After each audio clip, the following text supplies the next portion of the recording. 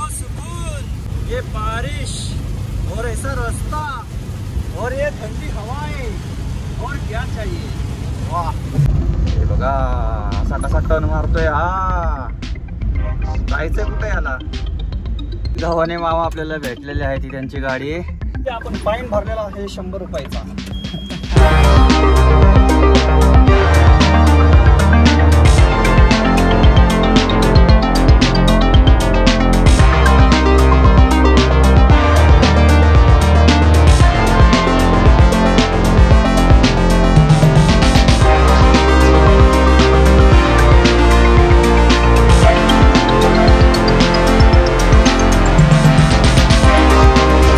प्रभात मंडळी, स्वागत आहे एका नवीन दिवसामध्ये, एका नवीन व्हिडिओमध्ये। आणि सकाळचे आता बरोबर वाजलेले आहेत 7 वाजत आलेले आहेत आणि आता आपण बुंदीच्या अलीकडे आहोत। तुम्ही पाहिलं असेल अगोदरच्या ब्लॉगमध्ये आपण रात्री एका ढाब्यापाशी थांबलो होतो, जेवण केलं होतं। जरा कामच करत बसलो मी रात्री, एडिटिंग वगैरे पूर्ण कंप्लीट केली। जे आता तुम्ही अगोदर पाहिलंच असेल पहिला ब्लॉग तो या ट्रिपचा, तो एडिटिंग केला, परत अपलोडिंगला लावलो रात्री। अपलोडिंगला अख्खी रात्रच गेली, त्यामुळे थोडं जागत झोपत थंबनेल वगैरेचं काम करायचंय। तर आता बघूया इथं कुठं चहा वगैरे भेटतो का, कारण की खूप असा आळस आलेला आहे। MP पर्यंत तर आपण नक्कीच जाऊ, MP पूर्ण क्रॉस करायला पाहिजे आज। बघूया काय होते काय नाही, तुम्हाला पुढे पाहायला भेटणार आहे। ब्लॉग मध्ये मजा येणार आहे, व्हिडिओ शेवटपर्यंत नक्की बघा।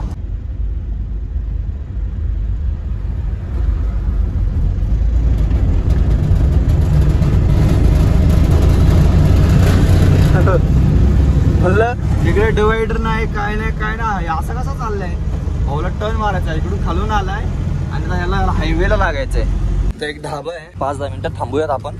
तोंड वगैरे तर मी तिकडं पेट्रोल पंपावर घेतलेलं, तर इथं चहा वगैरे घेऊयात। छान अशी इथं बसायला जागा आहे, त्याच्यामुळे बसलो इथं मस्तपैकी।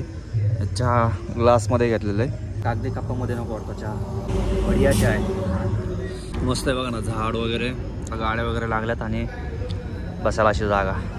वाह, अरे गो माता, ऐसे बीच में नहीं रुकने का, ये रास्ता है, कोई आएगा ना उडा के लेके जाएगा।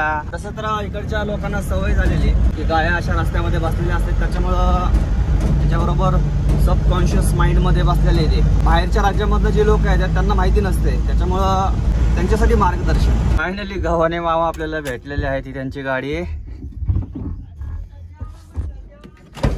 हा वो नाही, तेच म्हणलं, ते बुंदीच्या अलीकडे बोललो ना तुम्हाला, जे तुम्हाला मी सांगितलं होतं गव्हाणे मामा, ते गव्हाणे मामा। कोर्टाच्या अलीकडे असताना जेव्हा पावसाची वॉर्निंग आली होती, तेव्हा यांनीच आपल्याला सांगितलं होतं, म्हणून आपण जरा थांबलो होतो। त्याच्यामुळे फायदा असा झाला की पुढे आपण गेलो नाही पावसामध्ये, त्या दिवशी खूप जोरात पाऊस झाला। तर ही त्यांची गाडी आहे, आता बघूया पुढे थांबायचं कुठेतरी नाश्त्याला वगैरे, तिथं आपण निवांत बोलूया। चला, मी कामच करत होतो थोडं थंबनेलचं, कारण की आज व्हिडिओ अपलोड करायचा होता, त्याच्यामुळे थांबलो होतो। चला निघायचं मामा, चला। तुम्हाला बोललो होतो पंजाबला जायचं होतं, तर ही गाडी गेली होती पंजाबला, ग्वाल्हेरला गेली होती। टिपीचा विषय असा होता, पंजाबची टिपी खूप महाग आहे, जवळजवळ 2-2.5 हजार काहीतरी, का त्याच्यापेक्षा जास्तच वाटतं असं त्यांनी सांगितलं। त्याच्यामुळं ही ट्रिप आपण कॅन्सल केली, कारण की यांना परवडायला पण पाहिजे। एवढी टिपी गेल्यावरती पुन्हा सगळं गोष्टी भागवणं म्हणजे अवघड होतं, आणि ही गाडी त्यांची स्वतःची आहे, त्याच्यामुळं त्यांना पण नाही परवडली ट्रिप ही। पण बघूया पुढे निवांत बोलूया। मंडळी, विषय असा झाला होता की माझं सगळं काम झालं होतं, फक्त थंबनेल राहिली होती। त्याच्यामुळे गव्हाणे मामांना म्हणलं की तुम्ही पुढे जावा, तुम्ही थांबणारच आहे पुढे नाश्त्यासाठी वगैरे, तर तुम्हाला मी तिथं भेटेल। बघूया आता काय होते, त्यांना म्हणलं लोकेशन पाठवा, तर झाली भेट तर ठीक आहे, नाही तर मग आपण पुढे जाऊयात। आणि आता व्हिडिओ जस्ट अपलोड केलाय मी, तुम्ही पाहिलं पण असेल, तर फायनली काम झाले। काय राव, हे म्हणजे ड्रायव्हिंग करता करता सगळ्या गोष्टी मॅनेज करणं खरंच अवघड जातं। जेव्हा तुम्ही स्वतः करचाल नाही सगळं, तेव्हा तुम्हाला समजेल मी असं का म्हणतोय। कारण की ह्या गाड्यांचं रनिंग कसं आहे, कंटिन्यू 400, 500, 600 किलोमीटर जावंच लागतं। समजा 200-300 किलोमीटर असलं असतं तर कसंही केलं असतं, एका दिवसामध्ये कसं एडिट करून सगळं अपलोड केलं असतं। पण एवढी रनिंग पण करायची, पुन्हा एडिट करायचं, पुन्हा सगळं थंबनेल वगैरे क्रिएट करणं, हे करणं, खूप वेळ जातो त्याच्यामध्ये। ठीक आहे, असो, चला निघूयात आता आणि अंतर कव्हर करूयात आता फटाफट। आता पुढे आपल्याला कोटा लागेल, बघूया, त्यांना एकदा कॉल करतो कुठे आहेत काय, आणि मग भेटूया। चला,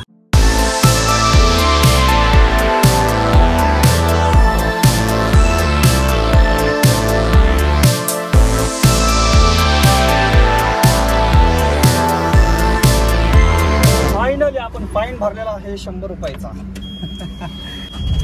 ते म्हणले इथं स्पीड लिमिट 50 आहे आपल्याला. सगळे थांबलेले आहेत मस्तपैकी. 100 रुपये घेतले, जाऊ दे आता काय करता. नाही तर मला 1000 रुपयाचा फाईन आहे. डायरेक्ट सगळे असे काठी घेऊनच आले, डायरेक्ट आडवे 3 जण. मला माहिती नंबर बघून चालायचं. आता काय आहे, काही नॉर्मल गोष्ट झालेली सगळी. स्पीड लिमिट 50 आहे म्हणजे उगा काहीतरी सांगायचं. खायची शेवटी याची इच्छा असते, बाकी काय नाही हो. सगळ्यांचं तेच आहे, सगळ्यांना पैसा पाहिजे, पैसा. मंडळी एक गोष्ट दाखवायची तुम्हाला. तुम्ही बोकड कशात बसलेला पाहिले, तुम्हाला दाखवतो मी बोकड कशात बसले. वा हे काय आहे? अरे भाई काय ते जीवाचे हाल बिचारा. तर मंडळी इकडे जो रस्ता जातोय तो जातो कोटा शहरामध्ये. कोटाविषयी सांगायचं झालं तर कोटा जग प्रसिद्ध आहे त्याच्या सुंदर राजवाडे, मंदिरे आणि ग्रंथालयासाठी. त्याच्यापेक्षा जास्त प्रसिद्ध आहे तो आहे त्या शिक्षणासाठी.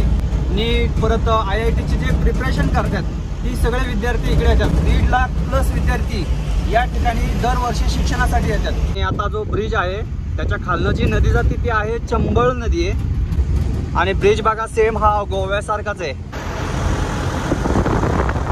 काल जसं आपण चेचत का काहीतरी गाव आहे तसं आलो फ्रीमध्ये, तिथून आपण जाणार आहोत. मंडळी काल रात्री आपण या ठिकाणावरून गेलो होतो मुकुंद्रा हिल्स टायगर रिझर्व पासून. पण काल रात्री आपल्याला काय पाहायला भेटलं नाही. मुकुंद्रा नॅशनल पार्क जे आहे त्याला दराहा नॅशनल पार्क सुद्धा म्हणतात. 1955 मध्ये नॅशनल पार्क म्हणून घोषित करण्यात आलं. 2 पर्वतांच्या मध्ये जी दरी आहे त्याच्यामध्ये हे नॅशनल पार्क वसलेलं आहे. हे कोटामध्येच येतं. या ठिकाणी 4 नद्या आहेत, रमजान, काली, आहू आणि चंबळ. ह्या 4 नद्या आपल्या खोऱ्यांची सीमा तयार करतात. तर असं काहीच हे नॅशनल पार्क आहे. आणि याची साधारण फी जी आहे गुगलच्या माहितीप्रमाणे 250 रुपये तुम्हाला तिकीट लागतं इथं. आता माहित नाही वाढलं असेल, कमी जास्त झालं असेल, गुगलवरती बघू शकता. तुम्हाला कोणते प्राणी पाहायला भेटतील तर बंगाल जातीचा वाघ पाहायला भेटेल, पुन्हा चित्ता, लांडगा, चितळ, सांबर, हरिण, रानडुक्कर असे सुद्धा प्राणी तुम्हाला ह्या जंगलामध्ये पाहायला भेटतील. या ठिकाणी डिझेल भरून घेऊयात कारण की पुन्हा एक्सप्रेसवे सुरू झाल्यावरती पंप नाही अजिबात. त्याच्यामुळे आणि 2 गाड्या राहिलेल्या आहेत, त्यामुळे रिस्क नको. पहिलं डिझेल भरून घेऊयात. आता युटर्न मारून आलोय थोडंसं कारण की पुढे पंप नाहीये त्यामुळे. अगोदरचे जर ब्लॉग पाहिले असेल तुम्ही तर आपण 3 वेळा डिझेल भरलं होतं आणि आता ही 4थी वेळ आहे डिझेल भरण्याची. बाकी आता हे तर बघूया किती बसते कारण की 2 लिटर ऑलरेडी आहे, 2 गाड्या ऑलरेडी आहेत. मला वाटतं जास्त काय बसणार नाही डिझेल. ठीक आहे बघू आराम से.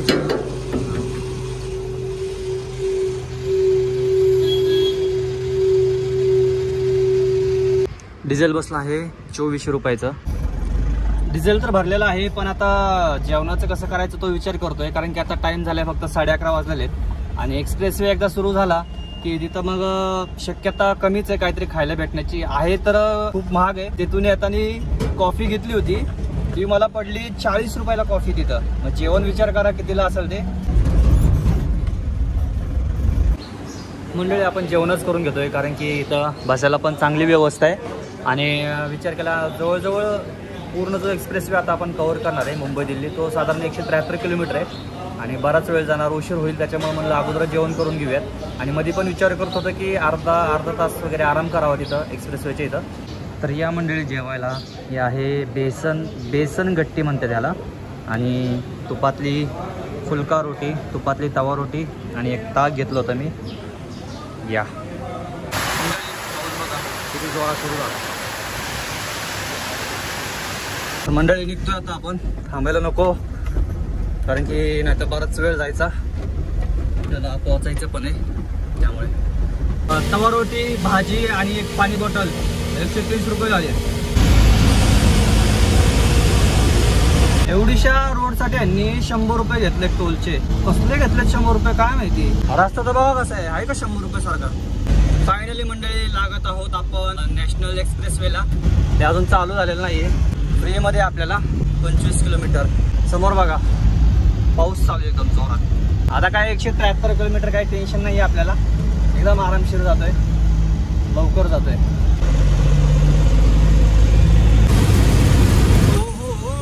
सुकून देखो सुकून, ये बारिश और ऐसा रास्ता और ये ठंडी हवाएं और क्या चाहिए.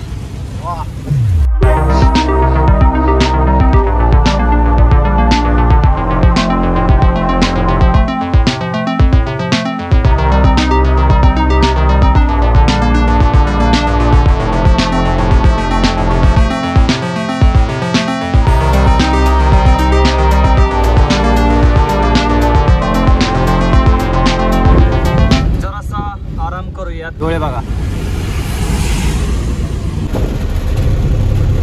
झोपेचं पण काय कळत नाही. जोपर्यंत गाडी चालवत असते एवढी झोप लागती, बस काय आता झोपतोच आहे गाडी चालवता. जेव्हा गाडी साईडला लावून झोपायचा प्रयत्न करतो तेव्हा झोप कुठं जाते काय माहित. असं वाटायला लागले निघावं, काय उगाच टाइमपास व्हायला लागलाय. मग काय तर चला मंडळी, इथं थांबण्यात काय अर्थ नाहीये. पाणी काही ठिकाणी जास्त साचलेलं असतं ना, त्याच्यामुळे टायर एकदम पाण्याच्या वरून असे हवेत गेल्यासारखे जातात. म्हणजे मला काय म्हणायचं तुम्हाला समजलं असेल. त्यामुळे अशा वेळेस गाडी सावकाश जाऊ द्या, काही गडबड नाहीये, आरामशीर जावा. थोडस आपण दिल्ली मुंबई एक्सप्रेसवे विषयी जाणून घेऊयात. याची टोटल लेंथ आहे 1350 किलोमीटर. 2023 मध्ये याचं कन्स्ट्रक्शन पूर्ण झालं. टोटल जो रस्ता आहे तो 8 लेन रस्ता आहे. तुम्ही इथं पाहू शकता, सगळ्या इकडे 4 लेन आहेत आणि पलीकडे 4 लेन आहेत. पण पुढे भविष्यामध्ये हा 12 लेनचा सुद्धा होऊ शकतो. 2019 मध्ये याचं काम सुरू करण्यात आलं होतं. 2023 मध्ये याचं काम कम्प्लीट झालेलं आहे आणि तुम्ही पाहिलं असेल थोडासा ट्रायल बेस वरती पण अजून चालू आहे. बाकी पण झालेलं आहे. आता पूर्ण आपण तर काय अजून प्रवास केलेला नाहीये. पुढे कुठपर्यंत चालू आहे कुठपर्यंत नाही आपल्याला माहित नाही, पण जिथून आपण प्रवास केला तेवढं तर एकदम मस्त रस्ता आहे. ती ह्या टोटल प्रोजेक्टची जी कॉस्ट आहे ती इन्क्लुडिंग लँड म्हणजे जी जागा जमीन आहे ती घेऊन गुगलच्या माहितीप्रमाणे 1 लाख कोटी एवढी किंमत लागली आहे या रस्त्याच्या प्रोजेक्टसाठी. आणि याच्यामध्ये मुख्य जे काम आहे, रस्ते वाहतूक मंत्री आहेत आपले नितीन गडकरी साहेब, त्यांच्या मार्गदर्शनाखाली हा सर्व रस्ता करण्यात आलेला आहे. सुंदर असा रस्ता आहे. आता सरळ जातो बडोदा आणि मुंबईला. आपण इकडून डावीकडून इंदोर मार्गे पुण्याला जाणार आहोत. इकडच्या संस्कृतीविषयी मला बोलायचं आहे. आता तुम्ही पाहू शकता, आता ही काकू आहेत बघा ना, डोक्यावरचा पदर पडलाय का बघा. क्वचित एखादी स्त्री असेल की तिच्या डोक्यावरती पदर नाहीये. आणि आपल्या इकडं पाहिलं का, पुण्या मुंबई सारख्या शहरामध्ये या गोष्टीला म्हणजे एकदम असं ओल्ड फॅशन समजतात. पण हीच खरी आपली हिंदू संस्कृती आहे. इथं पण बघा, ही पण मावशी बघा. या ठिकाणी ढाबा आहे, इथं हौद पण आहे पाण्याचा. आंघोळ करून घेऊया कारण की सकाळी आंघोळ नाही झालेली आपली. पटकन आंघोळ करून घेतो. आता अगोदरच्या रूटने नाही जाणार आहोत आपण. जसं धार मार्गे आलो होतो, धारवरून नाही जाणार आपण. मानकपूर मार्गे, मानकपूर का असंच काहीतरी नाव आहे गावाचं, तिकडून जाणार आहोत कारण की तो रस्ता जरा चांगला आहे. बाकी इकडून जो आहे तो सिंगल रोड आहे आणि हा जो आहे तो 4 लेन आहे. आंघोळ झालेली आहे आणि आंघोळ झाली की कसं एकदम फ्रेश वाटतं आणि सगळा थकवा अशी निघून जातो. एकदम भारी वाटायला लागले. आता तर इथं एक 10-15 मिनिटं थांबूयात. निघतो आता आपण. आणि टाइम झाला बघा, आता बरोबर वाजले 5:45. आपण कव्हर केलेला आहे 414 किलोमीटर सकाळपासून. ओ बॉस, खतरनाक ऍक्सिडेंट. हो, फुल लॉस मंडळी. हे आले मानपूर. मी मानकपूर म्हणतोय त्याला, मानपूर आहे. तर जर टोल पाहिलं तर 60 रुपये टोल लागला कॅश मध्ये आणि धार मार्गाला तर 40 रुपये कॅश मध्ये टोल लागतो तुम्हाला. आता आपण मुंबई आग्रा हायवेला लागतोय. आता काय सरळच रस्ता आहे आपला. कंटिन्यू पाऊस असा चालू राहील कारण की जास्त मोठा पण पाऊस नाहीये, बऱ्यापैकी पडतोय पाऊस. अशा पावसात प्रॉब्लेम एक आहे की जास्त काही तुम्हाला रस्ता दिसत नाही. आता तुम्हाला तर अजिबातच दिसत नसेल असं मला वाटतंय. तर मंडळी, आता आपण सेंधवाच्या अलीकडे आहोत आणि जसं आपण हायवेला लागलोय म्हणजे त्याच्या अगोदरपासूनच कंटिन्यू पाऊस चालू आहे. कंटिन्यू, थोडं सुद्धा थांबा नाही. पाहू शकता आता इथे एक ढाबा आहे. म्हणलं काही खाऊन घ्यावं, भूक लागली, लवकरच भूक लागली होती मला, त्याच्यामुळे जेवण करून घेऊयात. आता माहित नाही कुठला ढाबा आहे काय माहित नाही मला. आतापर्यंत आपण सकाळपासून आतापर्यंत आपण अंतर कव्हर केलेलं आहे 592 किलोमीटर. तर जेवण घेतोय, तूर डाळ आणि 2 रोटी.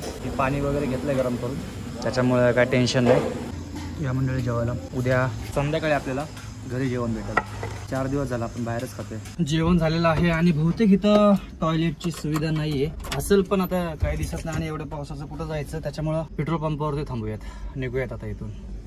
आणि फॅननी एक मस्त काम केलं बरं का. काच जरी अशा लावल्या असल्या ना तरी याच्यावरती फॉग येऊन देत नाहीये.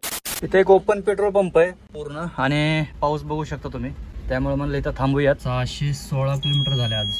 10 वाजलेत आता. तर भेटूया उद्याच्या दिवसात. उद्या आपला ह्या ट्रिपचा शेवटचा दिवस असेल. 4 दिवस मी कंटिन्यू व्लॉग शूट केलाय. एडिट करायला जरा वेळ भेटत नाही मला. Bye bye, signing of.